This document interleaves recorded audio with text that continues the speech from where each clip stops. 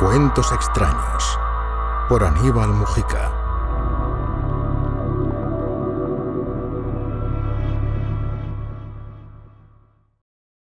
Desapariciones del presbítero maestro. Este metro cuadrado que en la tierra he buscado vendrá tarde a ser mío. Muerto, al fin lo tendré. Yo no espero ya ahora más que un metro cuadrado donde tengan un día que enterrarme de pie.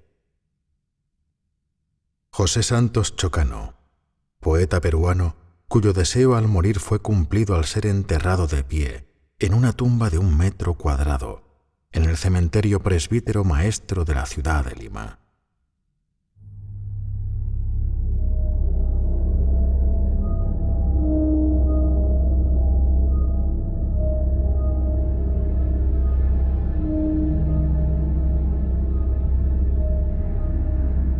Soy un periodista especializado en fenómenos paranormales. Recorro América Latina en busca de historias, muchas veces inexplicables. Suelo siempre hospedarme en alguna ciudad, encerrarme por horas en bibliotecas o centros de estudios y luego hacer entrevistas para conocer personajes o lugares relevantes. Corría el año 2023. Yo estaba de viaje de investigación en Lima, Perú. Tenía un mes buscando una historia que se alejara de lo común. Se había escrito hasta la saciedad sobre los fantasmas aterradores del Hotel Bolívar, del cadete fantasma del Colegio Leoncio Prado o de los fenómenos inexplicables de la Casa Matusita. Una noche fría de julio, mientras revisaba antiguos ejemplares del diario El Comercio, leí un titular impactante sobre unos jóvenes desaparecidos en el cementerio presbítero Matías Maestro. 4 de mayo 1970. Desaparecidos 8 jóvenes que ingresaron al cementerio a la medianoche. Conseguí algunos datos interesantes. A medida que profundizaba en mi investigación, mayor era mi curiosidad. Hasta ahora, solo tenía los nombres de quienes habían osado hacer tan tenebrosa excursión: Ernesto Flores, Gamaliel Villavicencio, Verónica Bermedo, Felipe Sáenz, Alexander Perdomo, Baudilio Pisfil, José Vélez y Vivian Heiger. Se sabía que eran jóvenes estudiantes o deportistas, pertenecientes a familias de clase media, que se habían reunido días previos en un bar del centro de Lima, y en medio de tragos y fiesta, se retaron a permanecer una noche entera en el cementerio. El desafío consistía en pasar la medianoche y luego ir a un lugar cercano al mar para ver el amanecer. En aquel grupo también estaba Karen Lanfranco, una joven de 22 años aspirante a abogada. Solo que, a último minuto, desistió del plan. Nunca dio mayor explicación. Todos suponen que no quiso ir por miedo. Acordó con sus amigos esperarlos en el malecón y, ante la inexplicable ausencia, se encargó de alertar a las autoridades. Funcionarios de la policía del Perú ingresaron al cementerio alrededor del mediodía del 5 de mayo, en busca de alguna pista sobre el paradero de los chicos. Cuando estaban a punto de retirarse, uno de los agentes se asomó a un imponente mausoleo perteneciente a la familia Aurelio Sousa y encontró inconsciente a la joven Vivian Heiger, la única sobreviviente. Aquel suceso conmocionó al país. Los medios estuvieron reseñando el caso por años para ejercer presión, hasta que los dieron por desaparecidos y el hecho se convirtió en una leyenda urbana. Hay quienes dicen que los fantasmas de los jóvenes han sido vistos vagando por el antiguo cementerio que permanece clausurado.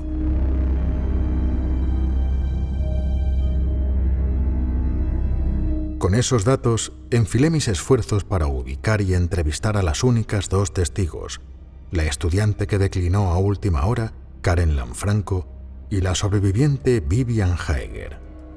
Conseguir a Karen fue más sencillo, porque formaba parte de un prestigioso estudio jurídico del Perú, Lanfranco y Fuentes Abogados. Llamé a su despacho y simulé que quería saber sobre casos mercantiles. Así obtuve una cita con ella. Era una mujer que pasaba los 60 y transmitía mucha autoridad. Con un gesto cordial me invitó a sentarme frente a ella.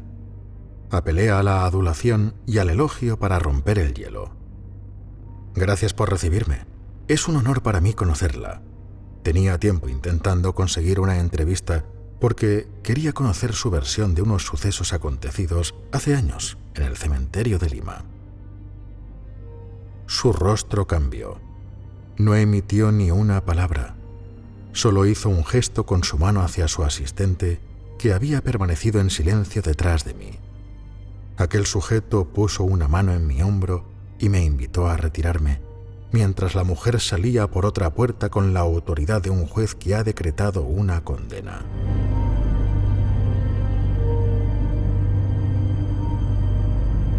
Los días siguientes intenté por todos los medios obtener alguna respuesta. Cientos de llamadas y correos electrónicos infructuosos. No solo se negaron a atenderme de nuevo, sino que me amenazaron con demandarme por acoso. Me concentré entonces en ubicar a Vivian Jaeger. Pasé semanas cruzando información hasta que descubrí que vivía en la ciudad de Trujillo, en la costa norte peruana. Residía en una casa de retiro para ancianos, así que tuve que sobornar a algunos enfermeros para que me permitieran hablar con ella. Un sábado por la mañana fui a visitarla. Me hicieron pasar como un familiar lejano que venía del extranjero. Ella me esperaba sentada en los jardines del geriátrico. Recibía tan pocas visitas que no le importó ni quién era yo. Me saludó y comenzó a conversar. Debía tener casi 70 años.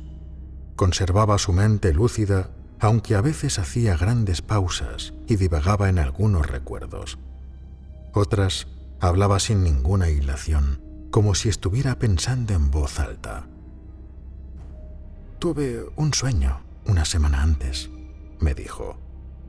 Eran escenas de angustia que no me dejaban dormir, y en ellas veía a mis amigos perderse, como desorientados. Se lo comenté a Karen y al resto de los chicos. Todos se burlaron de mí. Me llamaron cobarde y terminaron por convencerme de ir. Ella desistió del plan a último minuto. ¿Soñó todo lo que sucedió esa noche? Le interrumpí, sorprendido por ese dato que no había leído en ningún lado. La anciana me miró con expresión de tristeza por mi incredulidad. No me contestó y siguió con el relato. Éramos jóvenes. Solíamos vernos en el bar Queirolo y siempre terminábamos tarde, conversando. Una noche nos turnamos para narrar historias de terror. Creo que José fue quien propuso hacer un pacto y visitar a medianoche el cementerio de Lima, bailar y jurar sobre las tumbas de poetas muertos para probar nuestro valor. Fuimos una tarde gris de mayo. Nos mezclamos entre los visitantes y esperamos a que se retirara el último. Eran las 11 de la noche. El cementerio, como era de esperarse, no tenía vigilancia nocturna. ¿Quién querría ingresar de noche?, dijo con ironía. Alguien, no recuerdo quién, sacó un mapa impreso donde estaban apuntados los lugares que decidimos visitar. Nos dispusimos a caminar siempre juntos, haciendo paradas para compartir una botella de pisco que sirvió para envalentonarnos durante el recorrido. Estábamos en el pasillo que bordea los nichos cuando observamos que Felipe se quedó parado frente a uno. Todos nos acercamos y vimos una figura extraña de huesos y calaveras, debajo de la cual se podía leer Gregoria Camacho y unas fechas referentes a su nacimiento y muerte. La anciana hizo una pausa y se quedó mirando un punto fijo como si estuviera buscando en su memoria. No quise interrumpirla. Guardé silencio hasta que ella continuó con su relato. Siempre con su afán de asustarnos, José comenzó a inventar una historia de brujas y aparecidos que hizo que el grupo permaneciera agazapado. De pronto, sentimos una presencia aterradora a nuestras espaldas. Al voltear, vimos de frente a un escalofriante gallinazo negro, un ave carroñera que se había posado sobre la hilera de nichos. Extendió sus enormes alas mientras nos miraba. A partir de allí, experimentamos momentos de terror que seguirán en mis pensamientos hasta mi muerte. Escuchamos a un perro ladrar y nos distrajimos tratando de adivinar de dónde venían los ladridos. Cuando nos volvimos a juntar, Verónica ya no estaba. Comenzó entonces la búsqueda frenética, pues presumíamos que había echado a correr llena de pánico y se había perdido. Recuerdo que pasamos por un área de fosas comunes. Todos evitamos pisar por ahí, menos Baudilio. Él no solo le pasó por encima a la tierra que cubría a aquellos muertos sin nombre, sino que se puso a bailar y a llamar a Vero, animado por el alcohol. Le dijimos que parara. No estábamos para bromas, no nos hizo caso y lo dejamos atrás. Seguimos buscando algún rastro de Verónica. En eso, quisimos devolvernos a las fosas comunes para traernos a Baudilio, salvo que ya no estaba. Entramos en pánico por las desapariciones y nos juntamos alrededor de José, quien pidió que nos calmáramos. Según él, nuestros amigos debían estar desorientados buscando la salida. De pronto, Alex salió diciendo que necesitaba vaciar su vejiga y señaló un lugar que parecía un baño, al lado de unos nichos pequeños que intuíamos estaban dedicados a los niños. Le dijimos que aguantara. A pesar de nuestra insistencia, Alex se separó del grupo y unos horripilantes graznidos de aves comenzaron a escucharse. Todos le gritamos aterrados, pero Alex nunca salió. Como en una especie de efecto dominó, vi desaparecer a cada uno de mis compañeros. Le siguió el turno a Gamaliel, quien salió corriendo despavorido por temor a una sombra que lo perseguía. A Felipe lo vi perderse tras unas escaleras que conducían hacia un mausoleo oscuro y a José lo dejé dando gritos frente a un nicho de la bruja Camacho. Al último que recuerdo haber visto es a Ernesto, que se tapaba la cabeza con un abrigo de lana mientras estaba sentado en el piso lamentándose de estar ahí. La anciana cayó y empezó a temblar. Primero sus finos labios y después un notorio temblor se apoderó de sus manos. Me sentí incómodo, alcé la vista para ver si alguien nos veía y tomé sus manos en las mías. ¿Quiere que llame a alguien? ¿Le pido un vaso de agua? Me apretó las manos en señal de que estaba bien y siguió hablando. Un recuerdo escalofriante que me acompaña es el de los graznidos de la extraña ave que sentía que me estaba siguiendo. Yo corría con un gran peso en mis espaldas, como si una fuerza maligna me arropara y me causara una sensación insoportable de opresión. Esa sensación de terror extremo me hizo recordar que llevaba colgado en mi cuello un rosario bendecido que me había regalado mi abuela. Entonces lo apreté con mis manos temblorosas y en ese momento el piso de tierra se terminó para mí. Caí en una especie de fosa abierta, oscura y con un olor a podredumbre, mientras a mis espaldas, juro por mi Dios bendito, que escuché a la extraña ave proferir un graznido diferente, un graznido espeluznante que se asemejaba al de la risa humana. Estaba en shock cuando me rescataron. Todo lo que le cuento lo fui reconstruyendo con el tiempo entre mis sueños y pesadillas. Por recomendación de mi psiquiatra, comencé a escribir. Nunca conté esta historia porque de seguro nadie me creería. El caso lo resolvieron diciendo que estábamos drogados y que mis amigos fueron secuestrados por bandas criminales. Al terminar, Vivian se sumergió en un silencio profundo y no respondió ninguna de mis preguntas.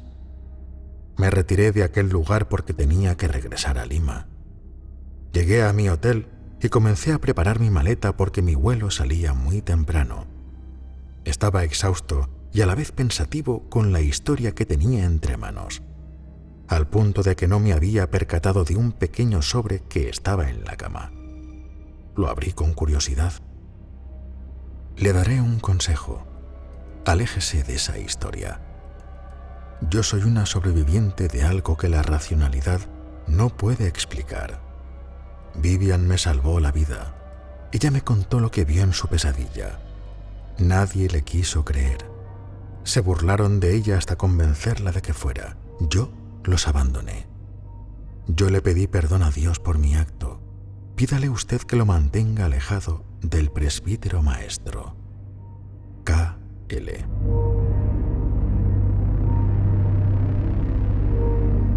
A mi regreso, me acordé de Andrés Portazo, un fotógrafo amigo a quien le había pedido que tomara unas fotos en el cementerio.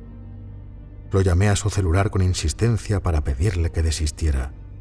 No hubo manera de comunicarme.